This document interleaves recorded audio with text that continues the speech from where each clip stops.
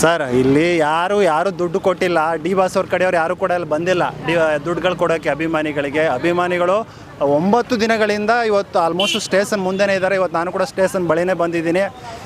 ಯಾರು ದುಡ್ಡು ಕೊಡಲ್ಲ ಸರ್. ಎಲ್ಲರೂ ಅವರ ಅಭಿಮಾನ. ಡಿ ಬಾಸ್ ಅವರು ಏನು ಅವತ್ತು ಇದಕ್ಕಿಂತ ಮೊದಲೇ ಏನೇನು ಅವರು ಒಳ್ಳೆ ಕೆಲಸಗಳನ್ನು ಮಾಡಿದ್ರು ಅದೆಲ್ಲವೂ ಕೂಡ ಅಭಿಮಾನಿಗಳನ್ನು ಇಲ್ಲಿವರು ಕೂಡ ಕರ್ಕೊಂಡು ಬಂದಿದೆ. ಅವರ ಒಳ್ಳೆ ಕೆಲಸಗಳು ಅವ್ರಿಗೆ ಒಂದು ಪ್ರೆಷರ್ ಹಾಕಿ ಡಿ ಬಾಸ್ ಅಭಿಮಾನಿಗಳನ್ನು ಇಲ್ಲಿವರು ಕರ್ಕೊಂಡು ಬಂದಿರೋದ್ರಿಂದ ಆ್ಯಕ್ಚುಲಿ ಅಭಿಮಾನಿಗಳು ಬಂದಿದ್ದಾರೆ. ಏನಾಗುತ್ತೆ ಮುಂದೇನಾಗುತ್ತೆ, ಡಿ ಬಾಸ್ ಅವ್ರಿಗೆ ಏನಾಗ್ಬೋದು ಅಂತ ಸ್ಟೇಷನ್ ಬಳಿ ಕಾಯ್ಕೊಂಡು ಕೂತಿದ್ದಾರೆ. ಆ್ಯಕ್ಚುಲಿ ಅವರಿಗೆ ಒಂದು ಲಾಠಿ ಪ್ರಹಾರ ಮಾಡೋದನ್ನು ಕೂಡ ಮಾಡಿದ್ರು ಪೊಲೀಸ್ನವರು. ಅಂತಂದರೆ ಸರ್ ಅವ್ರಿಗೆ 200 ಮೀಟ್ರಿಗೆ ಮಾತ್ರ ಇದಿರ್ತಕ್ಕಂಥದ್ದು ಪೊಲೀಸ್ನವರು. ಆದರೆ 200 ಮೀಟ್ರಿಗಿಂತ ಆಲ್ಮೋಸ್ಟ್ ಎಲ್ಲರೂ ಹೊರಗಡೆನೇ ಇದ್ದಾರೆ. ಆದರೆ ಅವ್ರ ಮೇಲೂ ಕೂಡ ಲಾಠಿ ಪ್ರಹಾರವನ್ನು ಮಾಡುವಂಥ ಕೆಲಸವನ್ನು ಮಾಡಿದ್ರು. ಅದೆಲ್ಲ ಅವಶ್ಯಕತೆ ಇಲ್ಲ ಅಂತ ನಾನು ಅನ್ಕೋತೀನಿ ಸರ್. ಏಕೆಂದರೆ ಅಭಿಮಾನಿಗಳು ಹೃದಯದಿಂದ ಅಭಿಮಾನ ಆಗಿರ್ತಕ್ಕಂಥದ್ದು, ಅಲ್ಲಿಂದನೇ ಅವ್ರು ಬಂದಿರತಕ್ಕಂಥದ್ದು ಸರ್. ಕೋರ್ಟ್ಗೆ ಕರ್ಕೊಂಡು ಹೋಗ್ತಾನೆ ಅಂತ ಒಂದು ನ್ಯೂಸ್ ಬರ್ತಾ ಇದೆ. ಸಾಕಷ್ಟು ಅಭಿಮಾನಿಗಳು ಸೇರಿದ್ದಾರೆ ಇಲ್ಲಿ. ನಿಮ್ಮ ಮೇಲೆ ಕೂಡ ಲಾಠಿ ಚಾರ್ಜ್ ನಡೀತಾ ಇದೆ. ಇದನ್ನೆಲ್ಲ ಯಾವ ರೀತಿ ಫೇಸ್ ಮಾಡಿದ್ರಾ? ನೀವೇನಾದರೂ ಬಾಸ್ ಅವ್ರನ್ನ ಏನಾದರೂ ನೋಡೋಕೆ ಏನಾದರೂ ಸಿಗ್ತಾ ಏನು ಅಂತ ಸರ್? ಈಗ ಇಲ್ಲಿ ಆ್ಯಕ್ಚುಲಿ ಡಿ ಬಾಸ್ ಅವ್ರನ್ನ 9 ದಿನಗಳಿಂದ ತುಂಬ ಜನ ನೋಡಿಲ್ಲ. ಡಿ ಬಾಸ್ ಅವ್ರು ಹೇಗಿದ್ದಾರೆ ಏನು ಅಂತ ಒಂದು ಸರ್ತಿ ಕಣ್ಣು ತುಂಬ್ಕೊಬಿಡೋಣ, ಕಣ್ಣಾರೆ ನೋಡ್ಕೊಬಿಡೋಣ ಅನ್ನೋದೊಂದು ತುಂಬ ಅಭಿಮಾನಿಗಳ ಆಸೆ ಆಗಿದೆ. ಹಂಗಾಗಿ ಇವತ್ತು ಕರ್ನಾಟಕದ ಮೂಲೆಗಳಿಂದ ಅಭಿಮಾನಿಗಳು ಇಲ್ಲಿಗೆ ಆ್ಯಕ್ಚುಲಿ ಸ್ಟೇಷನ್ ಬಳಿ ಬಂದಿದ್ದಾರೆ.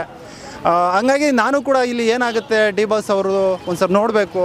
ತುಂಬ ದಿನಗಳಾಯಿತು ಏನು ನಡೀತಾ ಇದೆ. ಯಾಕೆಂದರೆ ವಾಹಿನಿಗಳಲ್ಲಿ ಇವತ್ತು ನಾವು ತುಂಬ ಏನೇನೋ ಹೇಳ್ತಾರೆ. ಅದನ್ನೇನಾದರೂ ನೋಡಿದ್ರೆ ನಮಗೆ ಮೈಂಡೇ ಒಂಥರ ಇದ್ರ ಥರ ಆಗ್ಬಿಡ್ತದೆ. ಏನು ಹಿಂಗೆ ಹೇಳ್ತಾ ಇದ್ದಾರಲ್ಲ, ಅವತ್ತು ಏನೋ ಒಂದು ಕೆಲಸ ಮಾಡೋಕ್ಕೆ ಮನಸ್ಸು ಬರೋಲ್ಲ. ಯಾಕೆಂದರೆ ಅಭಿಮಾನಿಗಳು ಅಥವಾ ನಾವು ಅವ್ರನ್ನ ಡಿ ಬಾಸ್ ಅವ್ರನ್ನ ಹಚ್ಕೊಂಡಿರ್ತಕ್ಕಂಥವ್ರಿಗೆ ಅಂಥ ನ್ಯೂಸ್ಗಳನ್ನು ಕೇಳಿದಾಗ ತಲೆ ಕೆಟ್ಟೋಗುತ್ತೆ. ಆ್ಯಕ್ಚುಲಿ ನಿಜ ಏನು ಅಂತ ತಿಳ್ಕೊಳ್ಳೋಕ್ಕೋಸ್ಕರ ಸ್ಟೇಷನ್ ಬಳಿ ನಾವು ಇವತ್ತು ಬಂದಿರತಕ್ಕಂಥದ್ದು ಏನಿದೆ ಏನು ಅಂತ. ಆದರೆ ಇಲ್ಲಿ ಬಂದಾಗ ಸರ್ ಏನು ಟಿ ವಿ ಅವ್ರು ಪ್ರತಿಬಿಂಬಿಸ್ತಾ ಇದ್ದ ಅದು ಏನೂ ಇಲ್ಲ ಸರ್. ಇಲ್ಲಿ ಆರಾಮಾಗಿದೆ.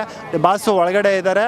ಒಳಗಡೆಗೆ ಮಾಧ್ಯಮದವ್ರನ್ನೂ ಕೂಡ ಬಿಡಲ್ಲ. ಹೊರಗಡೆ ಅವರು ಮಾಧ್ಯಮದವರು ಅಲ್ಲೆಲ್ಲ ಇದು ಮೈಕ್ಗಳನ್ನು ಹಿಡ್ಕೊಂಡು ನಿಂತಿರ್ತಾರೆ, ಕ್ಯಾಮ್ರಾಗಳನ್ನು ಹಿಡ್ಕೊಂಡು ಹೊರಗಡೆ ನಿಂತಿರ್ತಾರೆ. ಅವ್ರನ್ನೂ ಕೂಡ ಒಳಗಡೆ ಸ್ಟೇಷನ್ ಒಳಗಡೆ ಬಿಡಲ್ಲ.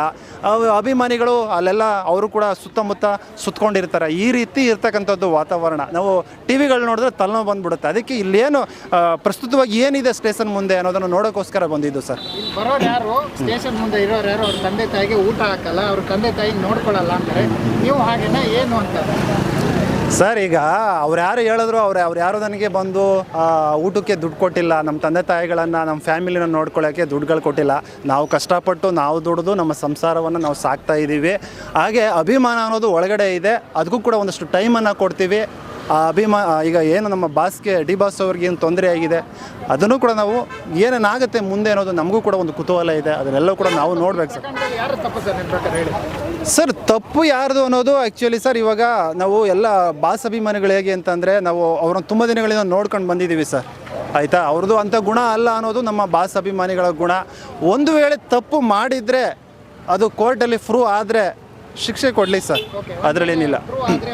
ಹೇಳ್ತಾ ಇದ್ರಿ ಏನು ಪ್ರೀತಿ ಅವ್ರ ಮೇಲೆ ಮತ್ತೆ ತೋರಿಸ್ತೀರಾ ಅಂತ ಈ ಅಭಿಮಾನನ? ಸರ್ ಒಂದು ಸಾರಿ ಪ್ರೀತಿನ ಕೊಟ್ಬಿಟ್ಟ ಮೇಲೆ, ಅಭಿಮಾನವನ್ನು ಕೊಟ್ಬಿಟ್ಟ ಮೇಲೆ ಅದನ್ನು ವಾಪಸ್ ತಗೊಳ್ಳೋಕ್ಕೆ ಯಾವತ್ತಿಗೂ ಚಾನ್ಸ್ ಇಲ್ಲ. ಇದು ಯಾವತ್ತಿಗೂ ಇದ್ದೇ ಇರುತ್ತೆ ಸರ್. ಏನಾದರೂ ಹೇಳೋದಾದ್ರೆ ಏನು ಹೇಳ್ತೀರಾ? ಒಂದು ಅಭಿಮಾನಿಯಾಗಿ ಇವಾಗ ದರ್ಶನ್ ಸರ್ ಇಲ್ಲ, ಒಳಗಡೆ ಇದ್ದಾರೆ, ಸ್ಟೇಷನ್ ಒಳಗಡೆ ಇದ್ದಾರೆ, ನೀವು ಅವ್ರನ್ನ ನೋಡೋಕ್ಕಾಗ್ತಾ ಇಲ್ಲ. ಸಾಕಷ್ಟು ಅಭಿಮಾನಿಗಳು ಕಾಯ್ತಾ ಇದ್ದಾರೆ ಅವ್ರನ್ನ ನೋಡಬೇಕು ಅಂತ. ನೀವು ನೋಡ್ಬೇಕಂತ ಬಂದಿದ್ದೀರಾ. ಏನು ಅನಿಸ್ತಾ ಇದೆ? ಏನು ಮಾಡ್ಬೇಕು ಅಂದ್ಕೊಂಡಿರಾ? ಮುಂದಿನ ನಡೆ ಏನು ಅಂತ ಅಭಿಮಾನಿಗಳ ಕಡೆ? ಸರ್ ಏನಿಲ್ಲ, ಒಬ್ಬ ದೊಡ್ಡ ವ್ಯಕ್ತಿ, ಒಬ್ಬ ದೊಡ್ಡ ಸ್ಟಾರ್ ಆದ ಅಂದಮೇಲೆ ಅವರಿಗೆ ಈ ರೀತಿವೆಲ್ಲ ಕಾಮನ್ನು. ಇವತ್ತು ಒಳಗಡೆ ಸ್ಟೇಷನ್ ಒಳಗಡೆ ಹೋಗ್ತಾರೆ, ಮತ್ತು ನಾಳೆ ಬರ್ತಾರೆ. ಮತ್ತು ಈ ರೀತಿ ಕೇಸ್ಗಳು ಯಾವತ್ತೂ ಅಷ್ಟೇ ಅವರು ಸುತ್ತಮುತ್ತ ಸುತ್ತಕೊಂಡಿರ್ತವೆ. ಬಟ್ ನಿಜ ಏನು ಅನ್ನೋದು ಇದೆಲ್ಲವೂ ಆದಮೇಲೆ ಎಲ್ಲರೂ ಕೂಡ ಗೊತ್ತಾಗುತ್ತೆ. ಅಭಿಮಾನಿಗಳು ಏನು ಗಾಬರಿ ಮಾಡ್ಕೊಳ್ಳೋದು ಬೇಕಾಗಿಲ್ಲ. ಏನೇನೋ ಆಗ್ಬಿಡುತ್ತೆ ಅಂತ ತಮಗೆ ತಾವೇ ಟೆನ್ಷನ್ ತಗೊಂಡು ಏನೇನೋ ಮಾಡ್ಕೊಳ್ಳೋದು, ಅಥವಾ ನಾನು ಅಭಿಮಾನದಿಂದಲೇ ಹೋಗ್ಬಿಡ್ತೀನಿ ಅಂತ ಇದು ಮಾಡೋದು ಅವು ಯಾವೂ ಬೇಕಿಲ್ಲ ಸರ್. ಒಬ್ಬ ದೊಡ್ಡ ಸ್ಟಾರು ಅಂದಮೇಲೆ ಇಂಥವೆಲ್ಲ ಸುತ್ತಮುತ್ತ ಸುತ್ತಕೊಂಡಿರ್ತವೆ. ಅವೆಲ್ಲವೂ ಕೂಡ ಕಳಿಸುತ್ತೆ, ಮತ್ತೆ ನಾರ್ಮಲ್ ಆಗುತ್ತೆ. ಇವೆಲ್ಲ ಮಾಡ್ಬೇಕು ಅವ್ರನ್ನ, ಹಾಗೆ ಅವ್ರನ್ನ ಚಾರ್ಜ್ ಶೀಟ್ ಹಾಕ್ಬೇಕು ಅವ್ರ ಮೇಲೆ ಅಂತೆಲ್ಲ ಮಾತುಗಳು ಕೇಳಿ ಬರ್ತಿದೆ.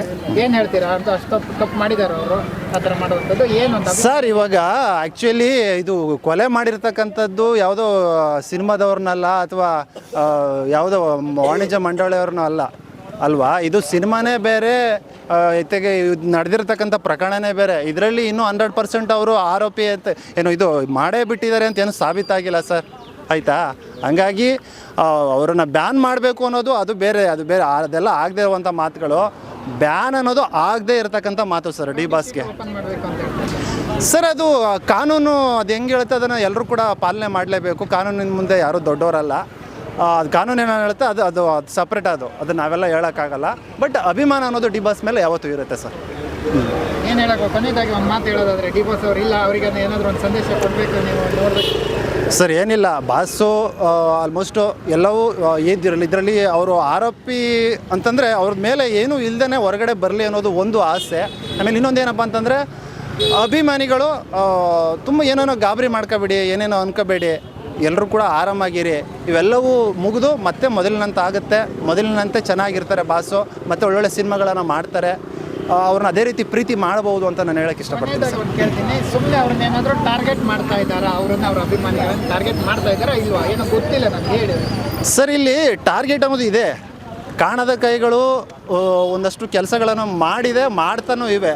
ಅಂದರೆ ಎಲ್ಲೋ ಬಾಸು ಒಂದು ಹಳ್ಳಕ್ಕೆ ಬಿದ್ದಾಗ ನಾವು ಒಂದು ಕಲ್ಲೆತ್ತಾಕೋಣ ಅಂತ ಯಾರೋ ಅಂದರೆ ಕಾಣದೇ ಇರ್ತಕ್ಕಂಥವ್ರು ಒಂದು ಕಲ್ಲೆತ್ತಾಕ್ತಕ್ಕಂಥ ಕೆಲಸಗಳನ್ನು ಕೂಡ ಮಾಡ್ತಾ ಇದ್ದಾರೆ.